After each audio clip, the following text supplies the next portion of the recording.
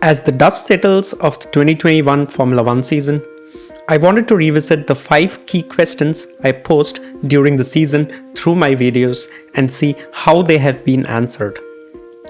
If you are interested to see the videos themselves, I have tagged each of them based on the question in the link above. Feel free to check them out if you're interested to see the topics in further detail. Number 1. Bottas or Perez? Who is the ultimate wingman? Granted, I asked this question in the context of who would help his team win constructors. The meaning kind of changed in the last race, where Perez indeed became the ultimate wingman to Verstappen, defending Hamilton for a precious few seconds, helping Verstappen catch up and eventually help him win the title. While Bottas did contribute in the latter half of the season to the team's tally of points, the performance of Perez in the last race cemented him as the ultimate wingman of the season. Number 2. Who would finish third in Drivers' Championship? For the first half of the season, Lando Norris dominated the best of the rest drivers' spot with consistent performances from him. Perez and Bottas eventually caught up, making it evident it was going to be either Mercedes' or Red Bull's way. The third slot was more or less fixed for Bottas before the final race, but if anything, for his last season at Mercedes, Bottas 100% deserves that slot. Number 3. Who would take the third spot in Constructors' Championship? Unlike the Drivers' Championship, this was not fixed until the last few races. Alpine looked strong in the initial part of the season, and so did McLaren. But Ferrari covered a lot of ground in the second half of the season, finishing almost 50 points ahead of McLaren to grab that third spot. Number 4. Sainz versus Leclerc. Who would come out on top?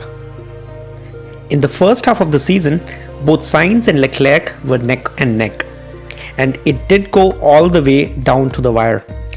The podium finish in the last race clearly helped him go clear of Norris and Leclerc, but he clearly deserves that position, being perhaps the hardest worker on the grid this year and being consistent and helping Ferrari extract the maximum out of this car and also helping them finish third in constructors.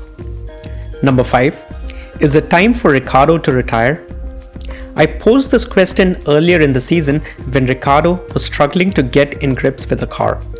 He did recover later in the season, even winning one Grand Prix this season. So no, it is definitely not time yet for Ricciardo to retire. But Norris is clearly the better driver currently at McLaren, and if he wants to hold on to the seat long term, he really needs to show improvements in the car. What is beneficial for him is that all drivers would start with completely new cars next year, and if he can grasp that new technology quickly, he might be in for a long haul at McLaren. Bonus questions.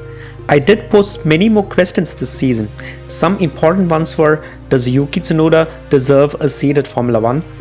Is Bottas the new Raikkonen? Is Mazepin as bad as you think? Etc.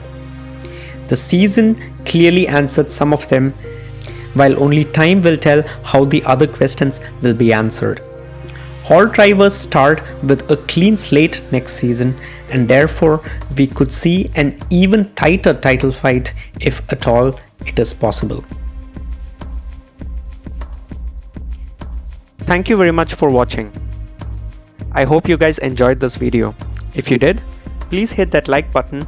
Consider subscribing to the channel if you like to watch similar content, and stay tuned to I Am Formula for everything Formula One.